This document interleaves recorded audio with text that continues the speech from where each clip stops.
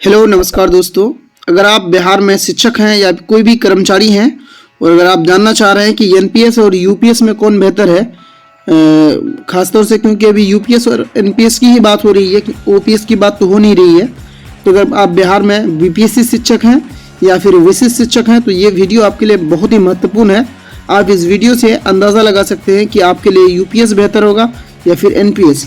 Channel में अगर आप पहली बार विजिट कर रहे हैं तो आप हमें लाइक और सब्सक्राइब जरूर करें। चलिए, सबसे पहले इसके लिए एलिजिबिलिटी क्या है, तो एनपीएस के लिए कि 18 साल से 70 साल होनी चाहिए और ओपीएस जो यूपीएस है, यूपीएस के लिए क्या है कि आप जो है एक गवर्नमेंट का एम्प्लॉई यानी कर्मचारी होना चाहिए। कंट्रीब्यूशन क्या है कि 10% इसमें आपको बेसिक प्लस डीए का यूपीएस में कटेगा और एनपीएस में भी आपका 10% जो है बेसिक प्लस डीए का कटता ही, आपको पता ही है। आगे की कंट्रीब्यूशन बाई गवर्नमेंट का क्या कंट्रीब्यूशन रहता है इसमें, तो 10% मैचिंग प्लस एडिशनल 8.5% रहता है और इसमें जो है 14% बेसिक प्लस डीए का रहता है। आपका जो भी बेसिक प्लस डीए है उसका 14% ये एनपीएस में होता है और इसमें 10% मैचिंग का प्लस 8.5% जो है वो एडिशनल उसका रहता है। चलिए आगे, और रही बात कि अब पे आउट ऑफ रिटायरमेंट के समय आपको पे आउट कितना मिलेगा, तो यूपीएस जो है उसमें 50% ऑफ एवरेज बेसिक पे लास्ट 12 मंथ। मान लीजिए आप जब रिटायर होने वाले हैं और इसमें जो है मिनिमम आपकी जो है सेवा अगर 25 साल है तब जो है यूपीएस आपके लिए बेहतर है। 10 साल है तो आप 10 साल वाले भी इसको जो है समझ सकते हैं।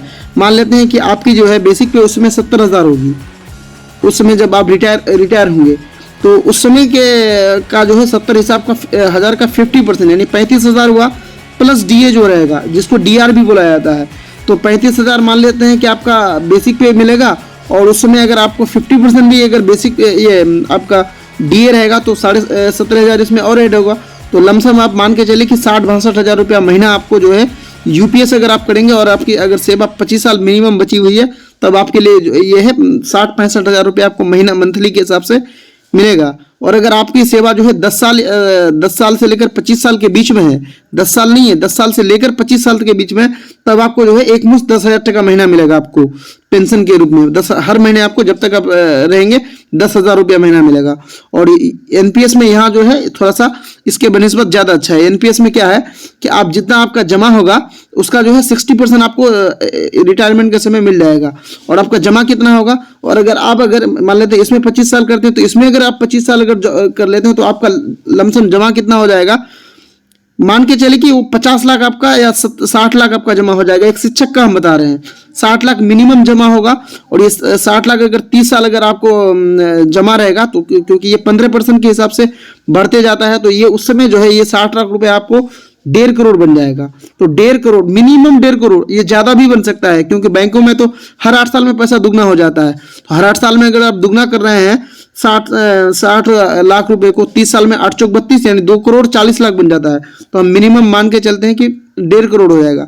तो 1.5 करोड़ का 60% आपको रिटायरमेंट उसी समय मिल जाएगा यानी 90 लाख रुपए आपको जो है एक साथ मिल जाएगा आपको अगर आप एनपीएस में रखते हैं तो।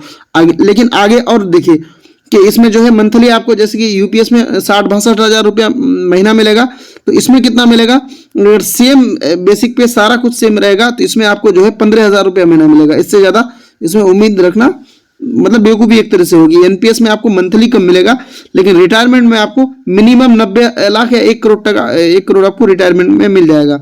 और इसमें जो है एक मुश्त कितना टका मिलेगा इसमें यूपीएस में, तो इसमें मान के चलिए कि आपको जैसे कि एनपीएस में अगर आपको 90 लाख या 1 करोड़ मिलता है रिटायरमेंट में और पेंशन मिलता है आपको 20,000 रुपये महीना या 15,000 रुपये महीना इसमें एनपीएस में, तो यहाँ आपको जो है 3 लाख रुपए, इससे ज़्यादा नहीं होगा। आप हज़ारों तरह से कैलकुलेट कर लीजिएगा, 3 लाख रुपया इसमें जो है आपको रिटायरमेंट मिलेगा। बाकी पेंशन इसमें जो है इसमें आपको पेंशन 60,000 रुपया महीना मिलेगा। ठीक है, अब आगे और भी बताएंगे आपको आपके लिए क्या बेहतर होगा। पहले आप थोड़ा सा इसको देख लें फिर हम आपको अपनी तरफ से अपनी राय देंगे। फैमिली पेंशन, अगर आपको कुछ हो जाता है जॉब के समय, जॉब में रहते हुए, तो 60% आपको जो है आपका जो है फैमिली को मिलते रहेगा जितना आपका सैलरी रहेगा। और इसमें ये आपको डिपेंड करेगा उसमें शेयर मार्केट का क्या स्थिति ये नहीं है। चलिए आगे देखेंगे।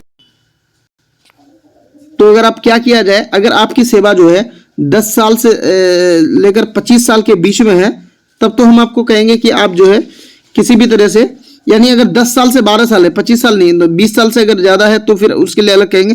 10 साल से अगर आपकी सेवा 15 साल तक मान लेते हैं अगर है, तो आप जो है यूपीएस में आ जाइए। यूपीएस आपके लिए बेहतर रहेगा, क्योंकि इसमें जो है आपकी पेंशन अच्छी खासी बन जाएगी।